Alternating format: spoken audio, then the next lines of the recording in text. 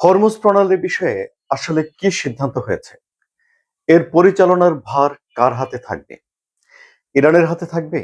নাকি এটি যুদ্ধ শুরু হওয়ার আগে যেমন উন্মুক্ত ছিল তেমনি থাকবে? ডোনাল্ড ট্রাম্প অবশ্য মনে করেন যে হরমুজ প্রণালীতে কোনো টোল থাকবে না, হরমুজ প্রণালী উন্মুক্ত থাকবে সবার জন্য।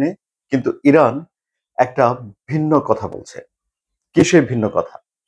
কিভাবে হরমুজ প্রণালীর উপরে ইরান নিজের নিয়ন্ত্রণ রাখবে? এটি হলো একটি বিষয়। অপর বিষয় হলো যে অর্থ ছাড় করা হয়েছে ইরানের জন্য, মার্কিন প্রেসিডেন্ট ডোনাল্ড ট্রাম্প সেই অর্থ খরচের একটা প্রেসক্রিপশন দিয়ে দিয়েছেন। অর্থাৎ কিভাবে এই অর্থ খরচ করতে হবে সেটি তিনি উল্লেখ করেছেন। কি বলেছেন ডোনাল্ড ট্রাম্প? এবং সেই অর্থ যদি খরচ করা হয় তাহলে তা কি যুক্তরাষ্ট্রের জন্যই লাভজনক হবে? এই দুটো বিষয় নিয়ে এই কন্টেন্টে আলোচনা করব। সুপ্রিয় দর্শক, আসসালামু আলাইকুম, শুভেচ্ছা জানবেন। আমি আনোয়ার সাদি আপনাদের সঙ্গে রয়েছি। চুক্তির নিয়ে সুইজারল্যান্ডে যে আলোচনা হয়েছে তা করার পর দেশে ফেরার আগে এই আলোচক দলের প্রধান ইরানের স্পিকার বাকের গালিবাফ তিনি ওমানে গিয়েছিলেন। তার এই সফর অত্যন্ত গুরুত্বপূর্ণ। কারণ হলো হরমুজ প্রণালীর একদিকে ইরান, অন্যদিকে ওমান, এবং ইরান ওমানের সঙ্গে সমন্বয় করে হরমুজ প্রণালীটাকে নিয়ন্ত্রণ করতে চায়। এরপর তিনি রাষ্ট্রীয় গণমাধ্যমে কথা বলেছেন এবং সেখানে তিনি বলেছেন যে হরমুজ প্রণালী কখনোই এই যুদ্ধের আগের অবস্থায় ফিরে যাবে না। আন্তর্জাতিক আইন অনুযায়ী হরমুজ প্রণালীর উপরে এখন ইরান সার্বভৌমত্ব আরোপ করছে এবং হরমুজ প্রণালী পরিচালনা করার ভার ইরান নিজের কাঁধে নিয়ে নিয়েছে। অর্থাৎ বাকের গালিগাওয়া স্পষ্ট করে বলে দিয়েছেন যে হরমুজ প্রণালী থাকবে ইরানের নিয়ন্ত্রণে।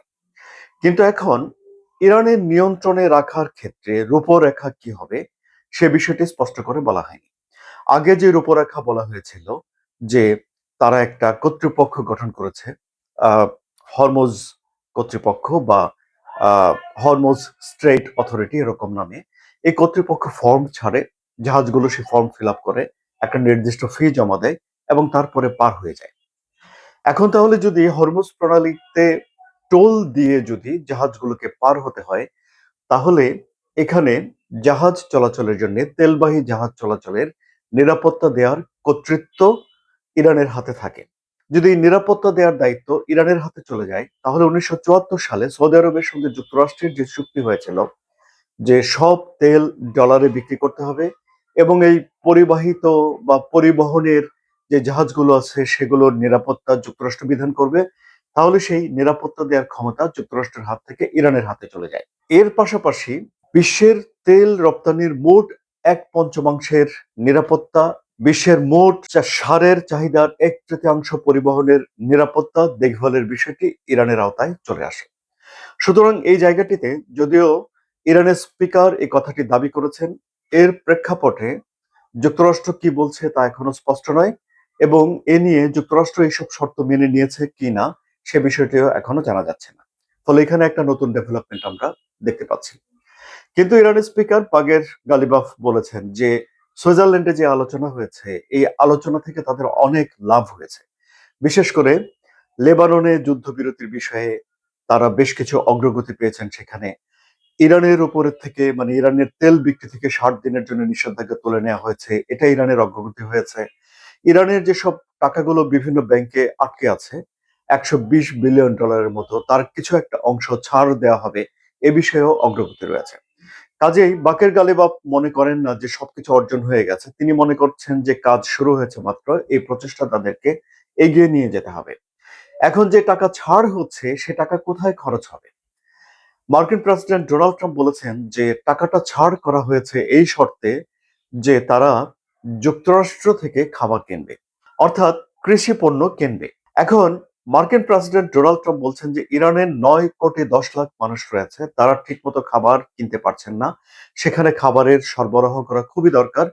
সুতরাং এই অর্থ ছাড় করা হয়েছে যা দিয়ে ইরান যুক্তরাষ্ট্রের কৃষি পণ্য কিনে নিয়ে যাবে। এতে করে এই যে ছাড় করার টাকাটা ঘুরে ফিরে আবার আমেরিকাতেই ঢুকে যাচ্ছে, মানে আমেরিকান কৃষকদের পকেটেই চলে যাচ্ছে।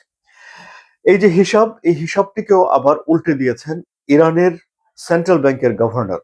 তিনি বলেছেন যে যেই সমঝোতা হয়েছে সেখানে এই টাকা দিয়ে যুক্তরাষ্ট্র থেকে কৃষি পণ্য কেনার মতো কোনো শর্ত নেই। অর্থাৎ এখানেও একটা দ্বিমত দেখা যাচ্ছে। কিন্তু তারপরেও যে বিষয়টি ভালো সেটি হলো যে দুই পক্ষই মোটামুটি ভাবে নিজেদের ভেতরে আলাপ আলোচনা চালিয়ে নেওয়ার জন্য একটা যোগাযোগ ব্যবস্থা অ্যাক্টিভ করে রেখেছে। 1979 সালে ইসলামী বিপ্লবের পরে যে কূটনৈতিক সম্পর্ক ছিন্ন হয়েছিল, সে কূটনৈতিক সম্পর্ক আবারও প্রতিষ্ঠিত না হলেও দুই দেশের ভেতরে কূটনৈতিক যোগাযোগ শুরু হয়েছে, যা হয়তো সবকিছু ঠিকঠাক থাকলে একটা কূটনৈতিক স্বীকৃতি এবং কূটনৈতিক যোগাযোগ ব্যবস্থার স্থায়ী একটা রূপ নিতে পারে বলে এখন বিশ্লেষকরা ধারণা করছেন। সুতরাং এই হলো গিয়ে সবশেষ পরিস্থিতি, এবং চুক্তি বাস্তবায়নের জন্য মার্কিন প্রেসিডেন্ট ডোনাল্ড ট্রাম্প আবারও চাপ দিয়ে রেখেছেন। সাংবাদিকদেরকে তিনি বলেছেন যে চুক্তি যদি ইরান বাস্তবায়ন না করে তাহলে যা করা দরকার তাই যুক্তরাষ্ট্র করবে। এখন কি করা দরকার সে নিয়ে অবশ্য প্রশ্ন আছে। আপনাদের কি মনে হয়, যদি ইরান চুক্তি থেকে সরে আসে বা যুক্তরাষ্ট্র চুক্তি থেকে সরে যায় তাহলে কে কি করতে পারে? কমেন্টে জানান আপনাদের মন্তব্য। মধ্যপ্রাচ্যের জটিল রাজনীতির সহজ ব্যাখ্যা পাওয়ার জন্য আমি আশা করব আপনারা এই চ্যানেলটি সাবস্ক্রাইব করে সঙ্গে থাকবেন। ধন্যবাদ।